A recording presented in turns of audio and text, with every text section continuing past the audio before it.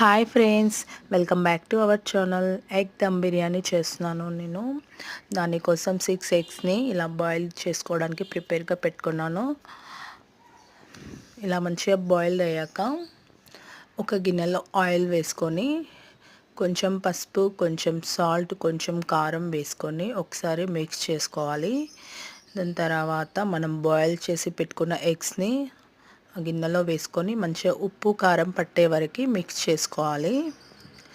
మనం ఇప్పుడు పేస్ట్ కోసం ప్రిపేర్ చేసుకుందాము. దానికోసం అల్లం, వెల్లిపాయలు, టమాటా ఇలా మిక్స్ చేసుకొని పేస్ట్లా ప్రిపేర్ చేసుకోవాలి. ఫైనల్లీ పేస్ట్ ఇలా అవుతుంది. ఇప్పుడు రైస్ బాయిల్ చేసుకుందాము. ఆ రైస్లో మనకు కావాల్సిన మసాలాలు, బగారా ఆకు, కొంచెం సాల్ట్ వేసుకొని కొంచెం పైన ఆయిల్ వేసుకొని ఇలా మంచిగా రైస్ని 70% మంచిగా బాయిల్ చేసుకోవాలి. ఒక హాఫ్ లెమన్ పిండుకోవాలి, టేస్ట్ కోసం బాగుంటుంది. ఇక మంచి ఇలా పొడి పొడిగా వస్తుంది రైస్. మళ్ళీ అదే గిన్నెలో కొంచెం ఆయిల్ వేసుకొని మనకు కావాల్సిన మసాలాలన్నీ వేసుకోవాలి. బగారాకు ఇంకా అన్నీ మంచిగా వేసుకోవాలి. పచ్చిమిర్చి, ఆనియన్ వేసుకొని ఇలా మిక్స్ చేసుకోవాలి.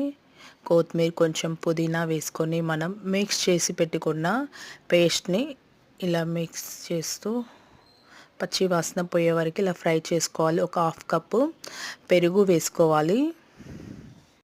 ఫస్ట్ టైం కనుక నా వీడియో చూసిన వాళ్ళు ప్లీజ్ లైక్ అండ్ షేర్ చేసుకోండి ఫ్రెండ్స్. పసుపు, సాల్ట్, కొంచెం అల్లం వెల్లుల్లి పేస్ట్, కారం టేస్ట్కి సరిపడా.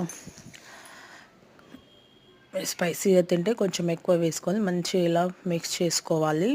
టేస్ట్ మాత్రం చాలా బాగుందండి. ఇందులోనే లెమన్ వేసుకోవాలి.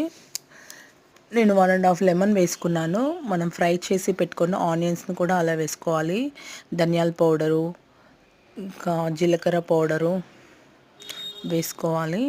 వీటి వల్ల టేస్ట్ మాత్రం చాలా మనం బాయిల్ చేసి పెట్టుకున్న ఎగ్స్ని ఇలా పైన పెట్టుకొని రైస్ లేయర్లా వేసుకోవాలి.